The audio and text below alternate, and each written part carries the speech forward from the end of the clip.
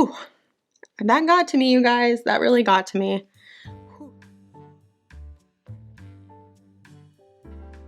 Hello and welcome. I'm Ashley and this is Beauty Biography. Every Friday we deep dive into the life of an iconic beauty while creating an inspired makeup look. And today we're covering a leading lady who actually had a relatively short acting career. And perhaps that's why she had such a long life. Yes, today's beauty lived a nice long 97 years, which after covering Marilyn Monroe and Jean Harlow back to back, I was in need of covering someone with a very long, not tragic life. Doris Day was a true American treasure. She has long been a favorite of mine with her effervescent personality, her smooth voice, and her perfect comedic timing. She was one of the very first all-American girl next door. I always learn new things when I'm researching Beauty Biography, but let me tell you what, there are some twists and connections in Doris's life that I did not see coming. I mean, literally Charles Manson is going to come into play later, which is like shocking to me. Before we dive in, be sure to give this video a thumbs up, and if at any point you happen to find yourself enjoying the show, well, then hit that subscribe button so that you can join us next week. We're here every Friday. Doris Day was born Doris Mary Ann Kappelhoff on April 3rd, 1922, which means that dear Doris is an Aries. Now, she reminds me a lot of one of my closest Aries friends because Aries tend to be the kind of people that when they know what they want, there is nothing that's going to stop them. They go after their goals with a passion, and that aspiration is really where the fire sign in them comes out. Doris's parents were named Alma and William. I wanted to say Wilhelm. I wanted to say Wilhelm because her parents are actually both first-generation Americans. Their parents, Doris's grandparents, had moved to Cincinnati, Ohio from Germany, and that's where the family settled and where Doris grows up. They chose Cincinnati because Cincinnati had a very large German population at the time.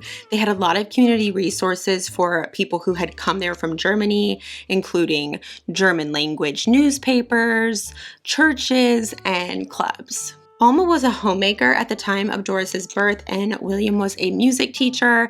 They had already had 2 sons as a couple, but one of them had passed away before Doris was born, so she grows up with one living older brother. For most of her career, Doris fibbed a little bit and said that she was born in 1924 rather than 1922. But in 2017, the Associated Press was able to get a hold of her birth certificate and confirm that she was definitely born in 1922, not 1924. This is pretty understandable because especially during this time in show business, like the time that Doris is going to be really into show business, there is a lot of ageism, especially targeting women. So she went with 1924 for a while. Doris really enjoyed her childhood in Cincinnati. She spoke very highly of Cincinnati. She had a really great support system there, and she really loved it there. She was involved in dance lessons from a very young age, and that was her first artistic passion, was taking dance and dancing. But when she's 12 years old, her mother Alma divorces her father William because of his infidelity. That was very uncommon. Divorce was not common, and especially for things like infidelity, a lot of people would just kind of turn the other cheek and get over it. But I think it's actually really positive that Doris's mom doesn't do this because it sets an example for Doris that it's okay to leave a marriage in which you're being treated poorly in. This lesson is going to come in handy for Doris later. After Alma and William separate, Alma goes to work in a bakery so that she can support her 2 children, and she is able to continue to pay for Doris's dance lessons with the money she makes at the bakery. Doris forms a dancing duo with a local boy around her age, and they become really successful and well known in the community. They end up winning a dance competition, and the prize for this competition is $500. And because they're doing so well, well and are so competitive in these competitions, they decide that they're going to take their act to Hollywood. On October 12th, 1937, Doris is 15 years old, and the next day, her and her dance partner are going to Hollywood. So that night, some of her friends throw her a farewell party, and on the way home, she's in a car with her friends, and the car that she's in is hit by a train. I want to take a quick moment to remind everyone that train tracks are not to be taken lightly. I know what you're thinking. Ashley, you sound ridiculous. Everybody knows, you don't want to get hit by a train. But growing up, my dad actually worked on a lot of railroad crossings. He wires them. So I know an inordinate and really very unnecessary amount of information about how railroad crossings work. And even more than that, about how often people try to beat the railroad crossing and end up getting hit by a train. It happens so much more than you would think that it would. So this is just a quick warning that please, if you go across railroad tracks and there's a crossing coming down, stop and wait for the train. Don't try to beat the train. And if you're passing some railroad tracks and there's not a crossing, just, look both ways and maybe listen, just to be safe, okay? All right, back to Doris. The collision with the train causes compound fractures in Doris's right leg. And compound fractures are those really nasty ones where the bone sticks through the skin. Yikes. Her doctors are pretty sure that she will never dance again, and this pretty much ends her dance career. She does not go to Hollywood. Obviously, she's in the hospital the next day. Doris has to wear a cast and use crutches for well over a year. And during this she calls it long and boring time, there's not really a lot that she can do. She's kind of stuck just sitting around the house, convalescing. So she listens to the radio and sings along a lot. That kind of becomes her daily routine, her hobby, what she does to pass the time and keep her sanity. She loves to sing along to the radio, and quite quickly, Ella Fitzgerald becomes her favorite singer. She would listen to Ella sing and listen to the nuance in Ella's voice, and she would try to imitate it. So Ella Fitzgerald will become a huge influence on Doris's singing style and her voice.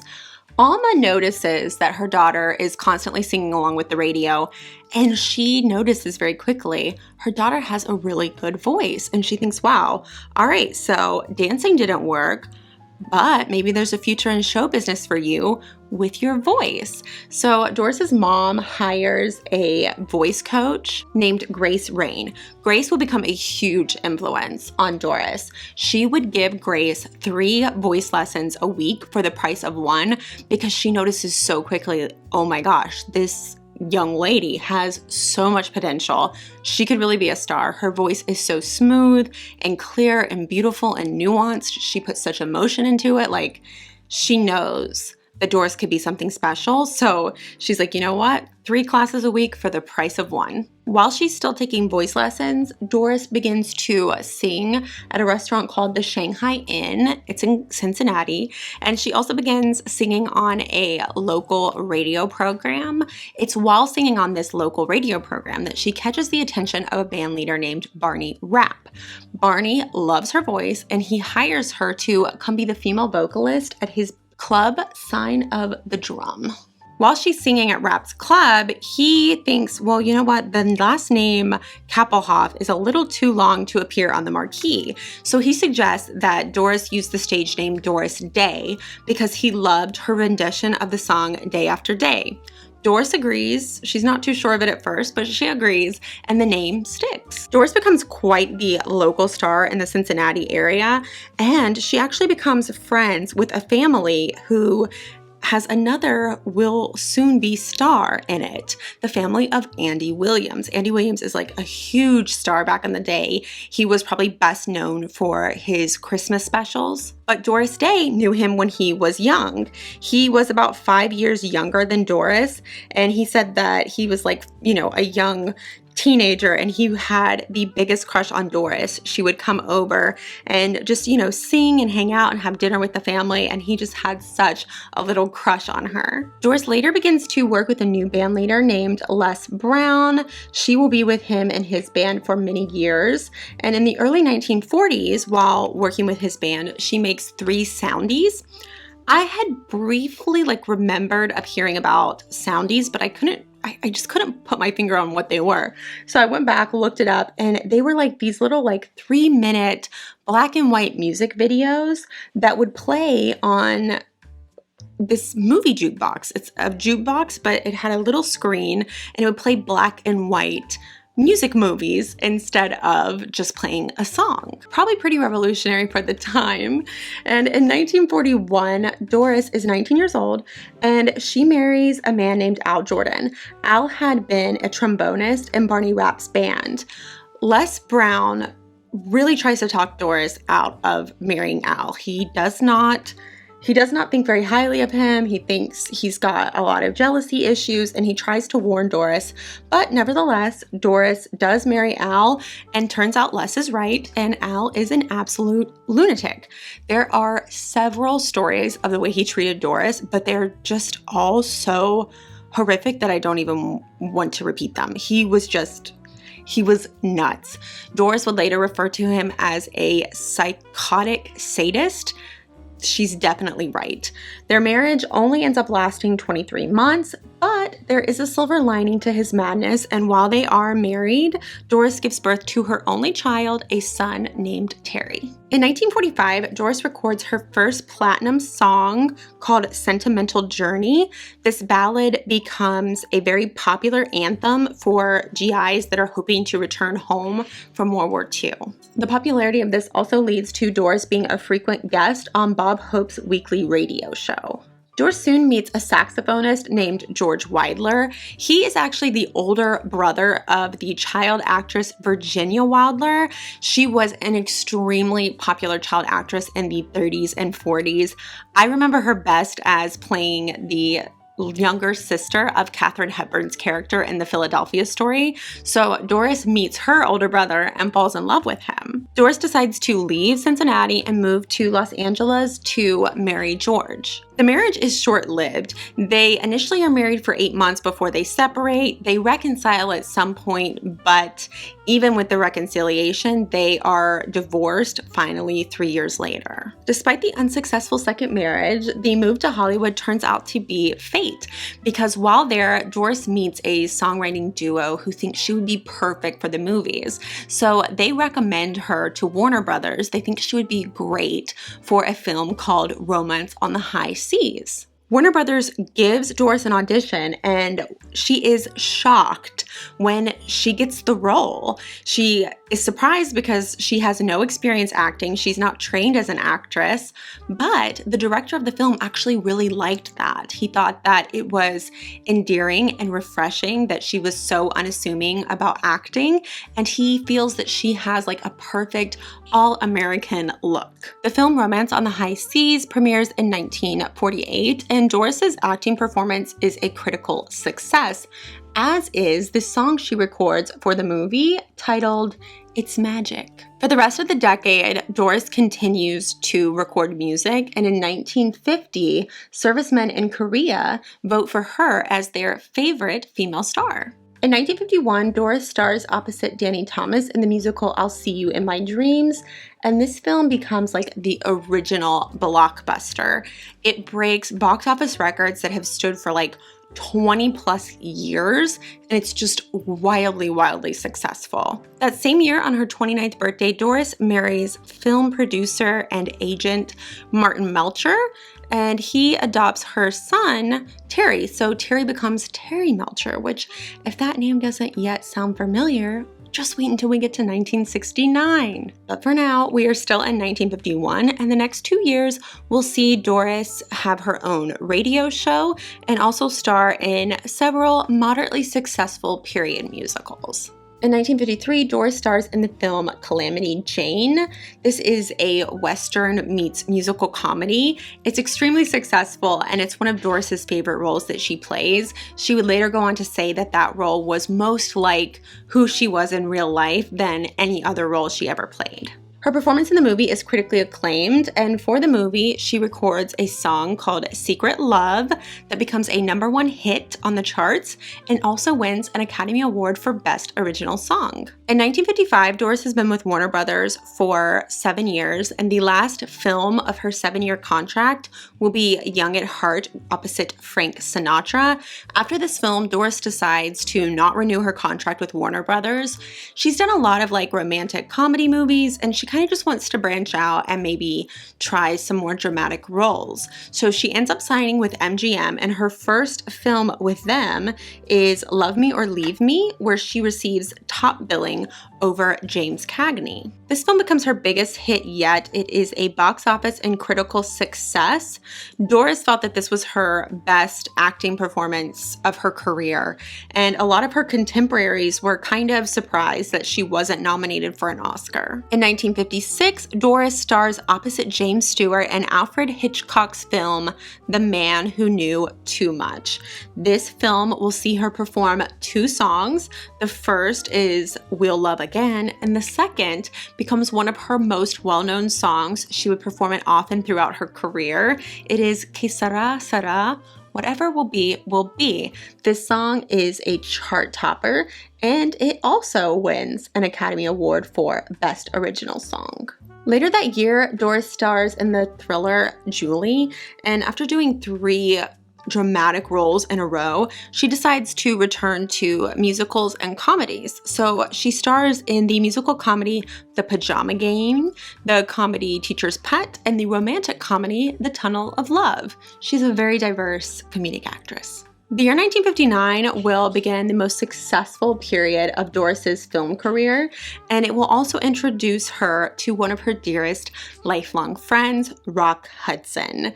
In 1959, she stars opposite Rock in the film Pillow Talk, which is one of my absolute favorite movies of all time. It is just adorable. It's so classic. It's just... it's just a lovely, lovely movie. If you haven't seen it and you want to watch a Doris Day film and you want to decide which one to watch, this is the one to watch. It's just so cute. The film is #1 at the box office for 7 weeks, and it also makes Doris Day and Rock Hudson one of America's favorite on-screen duos. This film also stars Tony Randall. He will go on to be best well known probably for The Odd Couple. Doris, Rock, and Tony will make 2 more films together, Love or Come Back in 1961 and Send Me No Flowers in 1964. In the year 1962, another Doris Day classic is released when she stars opposite Cary Grant in That Touch of Mink. These films all see Doris play like the ideal mid-century modern woman. She's virginal but sexy but not sexual, and quite notably, in several of these films, her character has a successful career, which that was pretty new for this time, for a woman's career to be on screen and actually play a part in the character development. That was pretty new. Generally, women had not really been portrayed as being very career-minded up to this point. This is the post-war period in the United States, and this is kind of the period where the US sees the rise of the suburbs and middle-class living.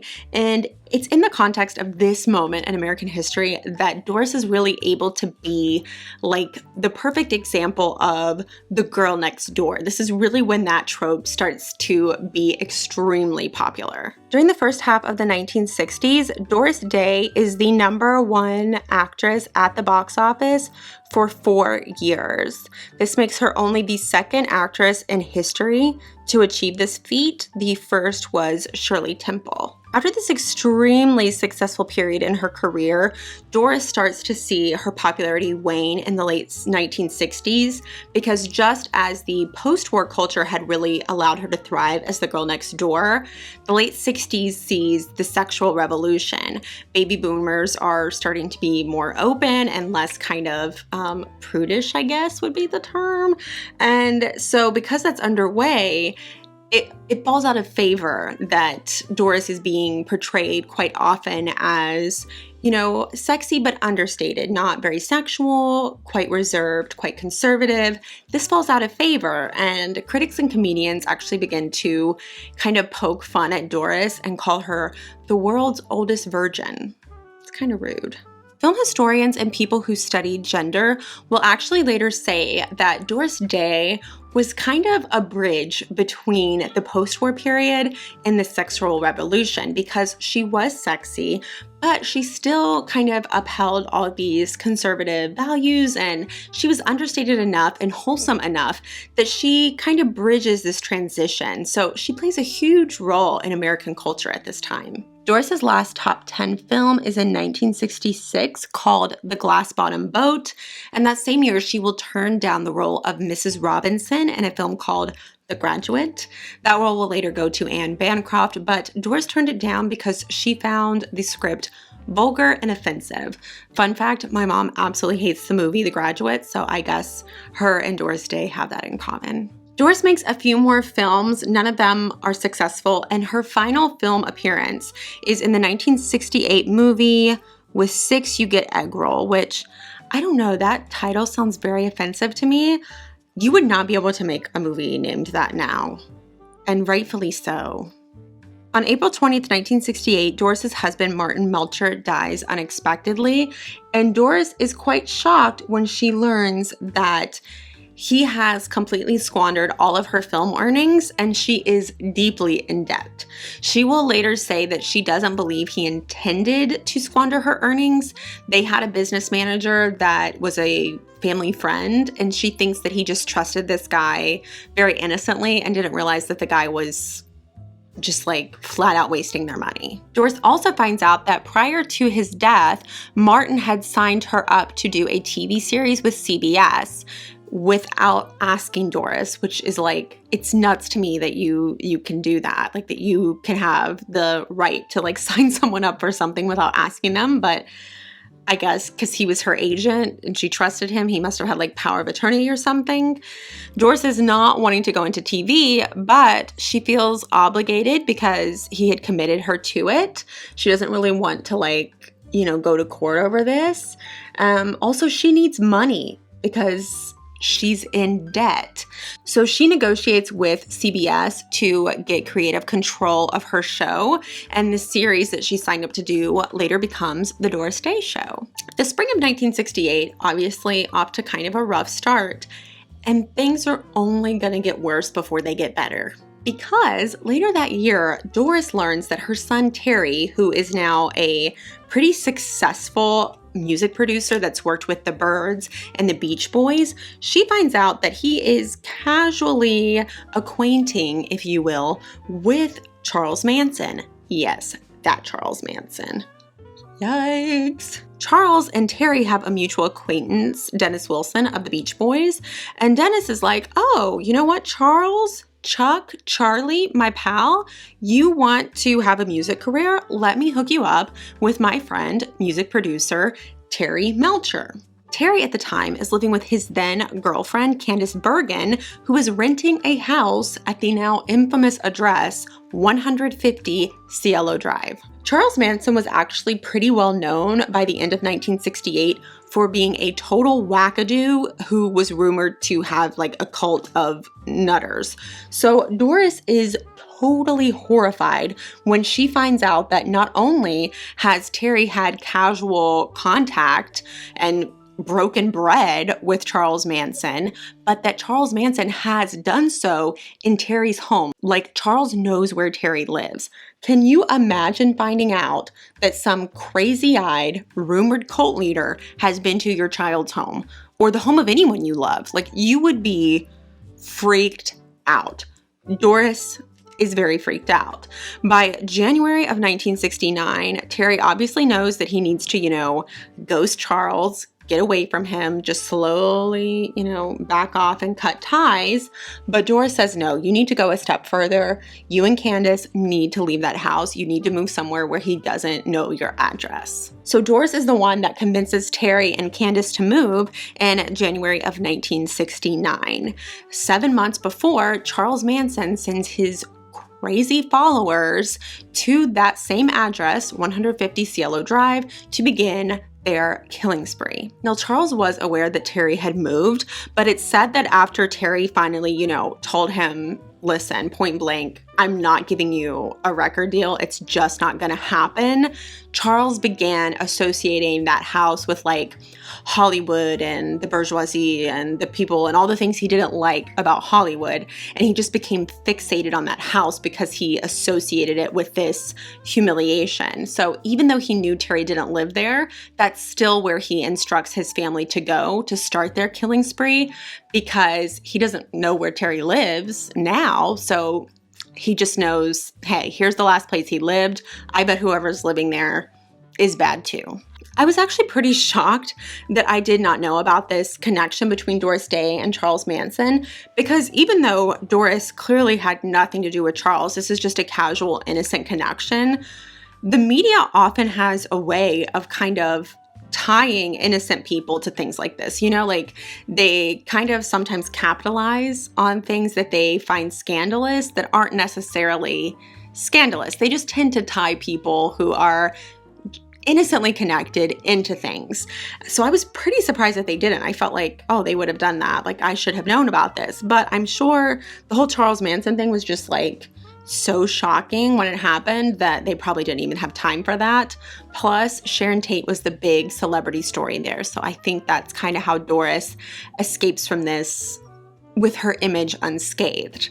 Terry, for his part, it took him a really long time to recover. He was devastated by being connected to this in this way. He ended up having to testify, but he had to be sedated because he was just rightfully so traumatized. Moving on from that horrific story, sorry about the tangent, I just felt like, how could I not share that?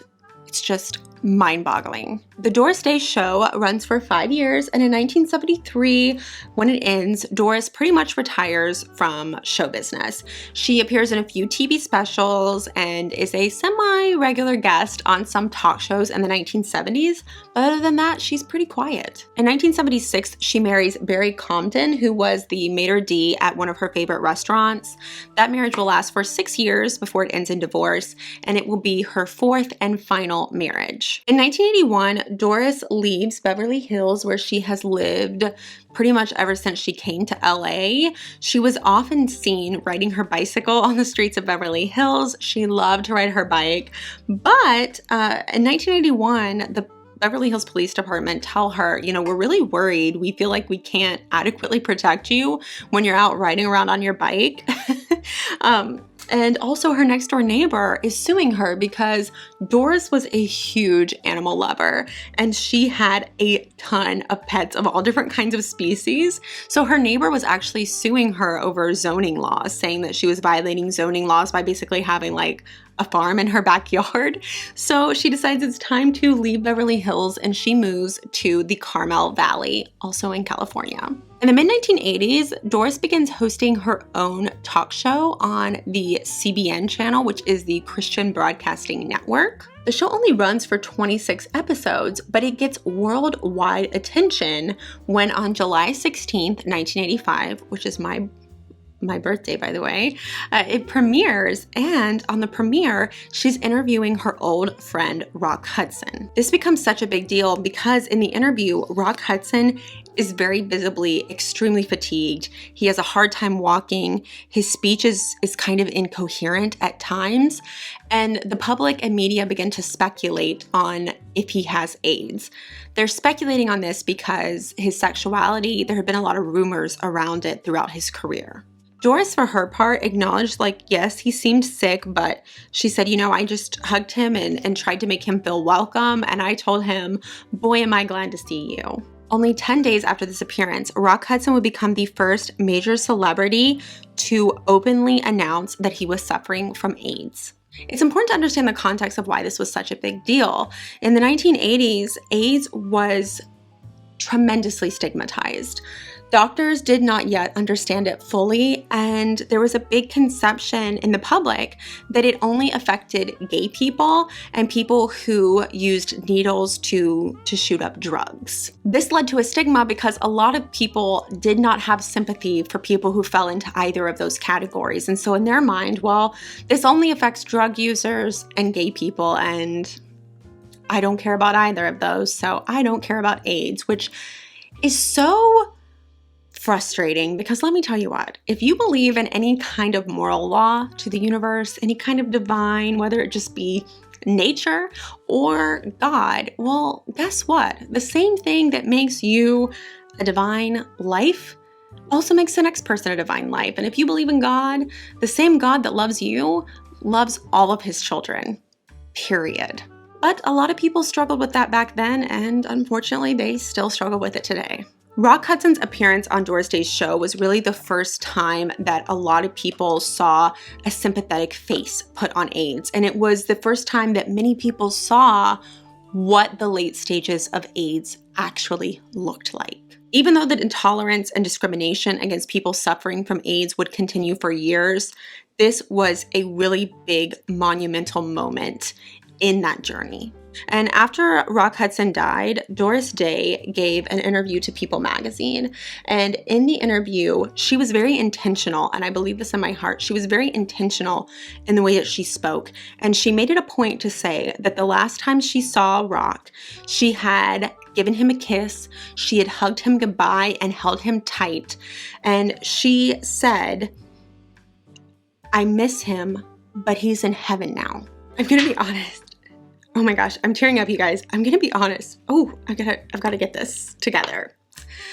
This gets to me because this is a woman who has a show on Christian Broadcasting Network. I'm a Christian myself. I love everyone, whether you are or not. I just say this because a lot of times you see people who claim Christianity when they are judging other people or being unkind to other people. They use it to hurt other people or to act like they're better than other people. And this was Doris Day, who was seen as like the ultimate girl next door. This was her as a Christian woman saying, you know what, my friend Rock Hudson is in heaven now. It was her saying, you know what, if you think you're going to be a judgy McJudgerson and condemn someone just because of who they loved or how they died, she was saying, no, I don't believe that. I believe my friend is in heaven now. And I think that is so powerful and so big. And props to her, because that is Christ-like. Jesus Christ, he broke bread with lepers. He did.